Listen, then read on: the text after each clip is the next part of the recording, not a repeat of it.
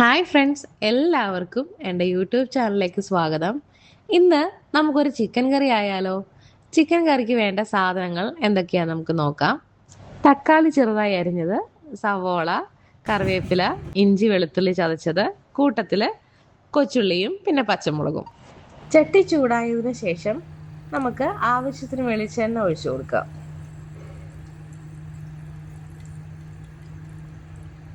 അതിലേക്ക് ചെറുതായി അരിഞ്ഞു വെച്ചിട്ടുള്ള സവോള ഇട്ട് ലേശം ഉപ്പും കറിവേപ്പിലയും ചേർത്ത് നന്നായി ഇളക്കി കൊടുക്കണം.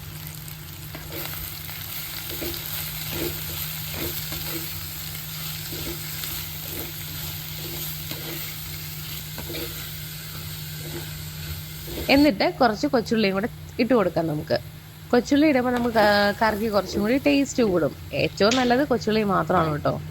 പിന്നെ എടുത്ത് വെച്ചിട്ടുള്ള പച്ചമുളകും കൂടി ഇടാം.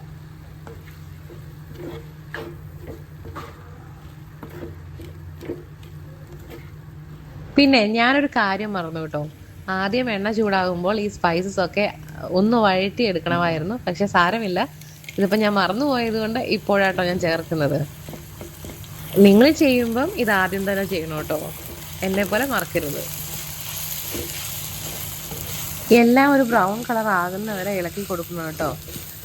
ഏകദേശം ഈ ഒരു കളറായി കഴിയുമ്പോൾ നമുക്ക് ചതച്ച് വെച്ചിട്ടുള്ള ഇഞ്ചിയും വെളുത്തുള്ളിയും കൂടെ ചേർക്കാം.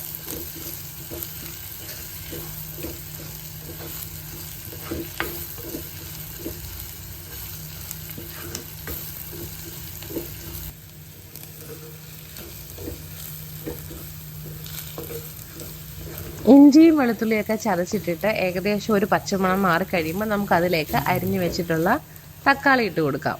തക്കാളി ഇട്ട് കൊടുത്ത് ഒന്ന് വഴറ്റി കഴിയുമ്പോൾ നമുക്ക് തക്കാളി വേകാനായിട്ട് ഒരു കുറച്ച് വെള്ളം കൂടി ഒഴിച്ചിട്ട് നമുക്കൊരു 2 മിനിറ്റ് മൂടി വെച്ച് വേവിക്കാം തക്കാളി.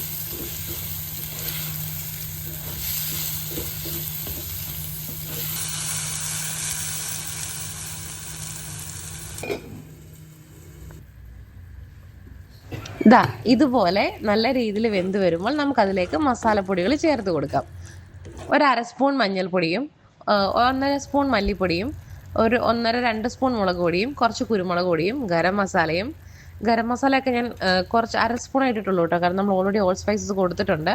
പിന്നെ ചിക്കൻ മസാലയും ഇടാം. ചിക്കൻ മസാല നമുക്ക് ആവശ്യത്തിന് ഇട്ടാൽ മതി.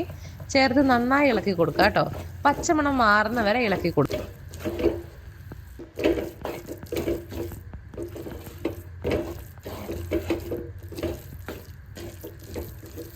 ഈ മസാലയുടെയൊക്കെ ഒരു പച്ചമണം ഉണ്ടല്ലോ, അത് മാറി കഴിയുമ്പോഴേക്കും നമുക്ക് അതിലേക്ക് കഴുകി വെച്ചിട്ടുള്ള ചിക്കൻ ഇട്ട് കൊടുക്കാം.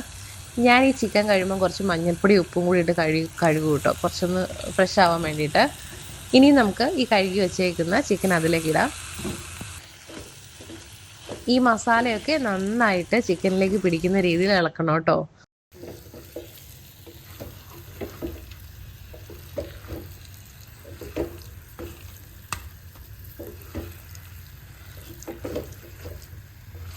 ഉപ്പ് കുറവാണെങ്കിൽ ഇപ്പം നമുക്ക് നോക്കിയിട്ട് ഉപ്പ് ചേർക്കാം.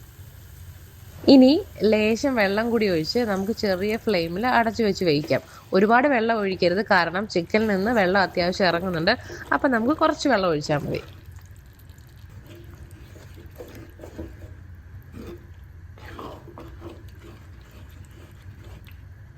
ഇപ്പം ഏകദേശം നമ്മുടെ ചിക്കനൊക്കെ നല്ലപോലെ വെന്ത് വന്നിട്ടുണ്ട്.